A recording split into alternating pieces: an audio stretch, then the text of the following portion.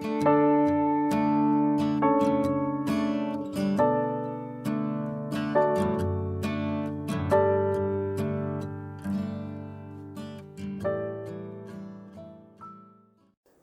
시간 주님께 안녕하세요. 대강교회 오훈 목사입니다. 9월 2일 토요일입니다.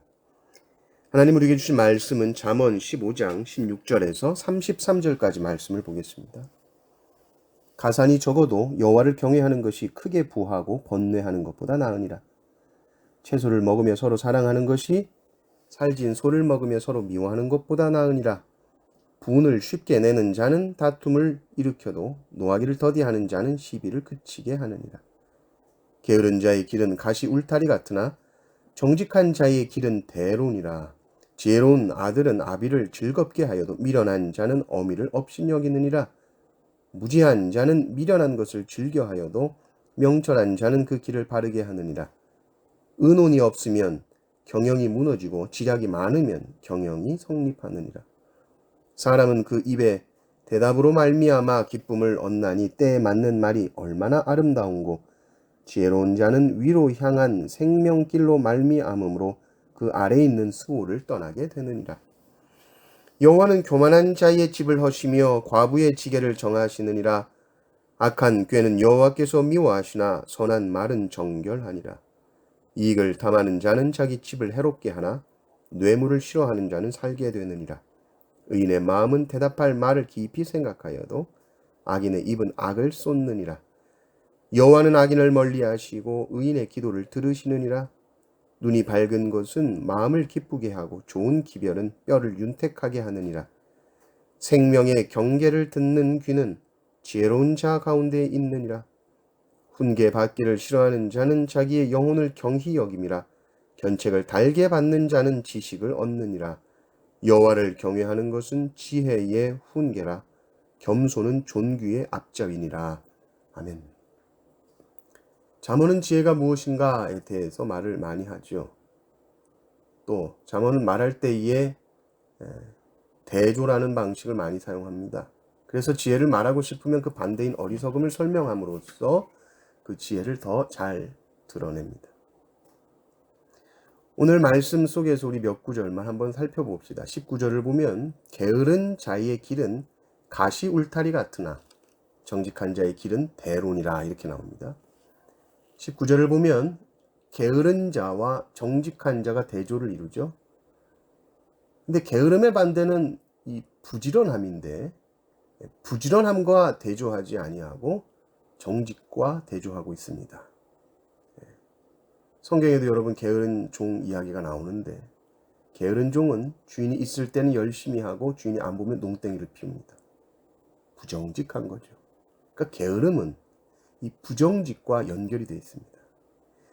단지 성향이 게으르다 이 문제가 아니고 부정직한 행동이죠. 그래서 착하고 충성된 종의 대조가 악하고 게으른 종입니다. 게으름과 악이 같이 가는 거죠. 우리가 잠언을 보는 재미가 이제 이런 것입니다. 지금 19절 통해서도 우리가 이 문장을 통해서도 알 수 있는 것입니다. 정직함과 부지런함이라는 것을 같이 보고 있구나. 그래서 게으르고 이 부정직한 사람은 어떤가 봤더니 가시울타리 같은 길을 간다는 것이죠. 가시울타리는 그냥 막 뛰어갈 수 없습니다. 쭉 갈 수가 없습니다.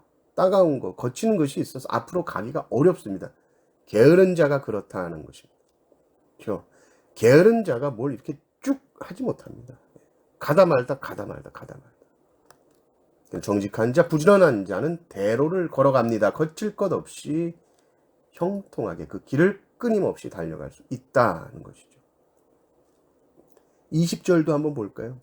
지혜로운 아들은 아비를 즐겁게 하여도 미련한 자는 어미를 업신여기느니라.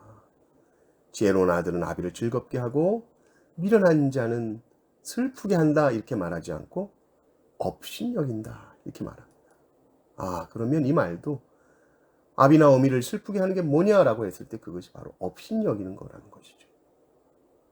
지혜로운 아들은 아비를 즐겁게 해도 미련한 자는 어미를 슬프게 한다 이렇게 대조하지 않고 업신여긴다는 말을.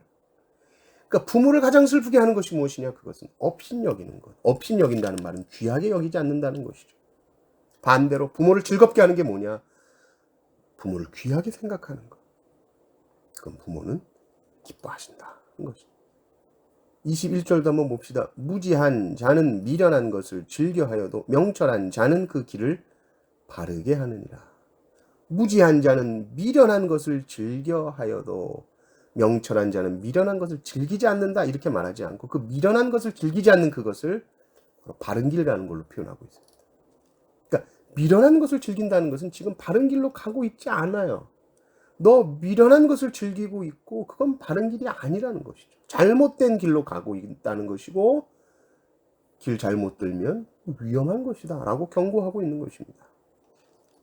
28절 29절 한번 봅시다. 28절을 보시면 이 의인의 마음은 대답할 말을 깊이 생각하여도 악인의 입은 악을 쏟느니라. 의인과 악인이 대조되고 있죠. 의인은 대답할 말을 깊이 생각합니다. 그런데 악인은 대답할 말을 깊이 생각하지 않는다 이렇게 말하지 않고 악을 쏟는다 이렇게 말하죠. 그러면 대답할 말을 깊이 생각하지 않는다는 것 이게 악을 쏟아내게 하는구나. 깊이 생각하지 않는 것과 악을 쏟는 것이 연결되어 있는 겁니다. 그러니까 깊이 생각하면 반대로 악을 쏟아내지 않는다. 깊이 생각하고 말하는 훈련을 해라. 29절도 한번 보십시오. 여호와는 악인을 멀리하시고 의인의 기도를 들으시느니라 이렇게 말합니다. 악인과 의인이 여기도 대조되죠.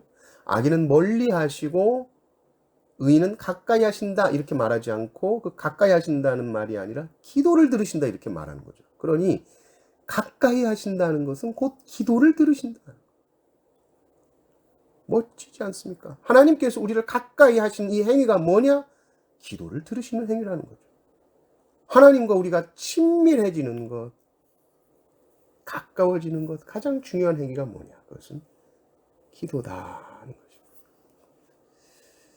우리가 이제 잠언 한 구절 한 구절 또 스스로 읽어가시면서 우리가 이 잠언의 한 말씀이라도 우리의 심령에 깊이 심겨져서 열매 맺는 시간 되시기를 주님의 이름으로 축원합니다. 아멘.